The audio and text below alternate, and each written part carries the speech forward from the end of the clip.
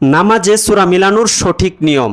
4 রাকাত বিশিষ্ট ফরজ নামাজে প্রথম এবং দ্বিতীয় রাকাতে সূরা ফাতিহার পর অন্য আরেকটি সূরা মিলাবেন। যেমন প্রথম রাকাতে সূরা ফিল পড়লে দ্বিতীয় রাকাতে সূরা কুরাইশ পড়বেন, কিন্তু তৃতীয় এবং চতুর্থ রাকাতে সূরা ফাতিহার পর অন্য কোনো সূরা মিলাতে হয় না। আর 4 রাকাত বিশিষ্ট সুন্নত নামাজে প্রথম রাকাত, দ্বিতীয় রাকাত, তৃতীয় রাকাত, চতুর্থ রাকাত, 4 রাকাতে সূরা ফাতিহার পর অন্য আরেকটি সূরা মিলাতে হয়।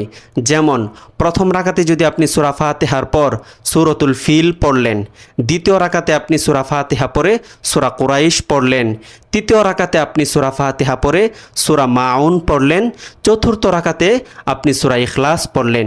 এভাবে আপনি সুন্নত নামাজটাকে কমপ্লিট করবেন।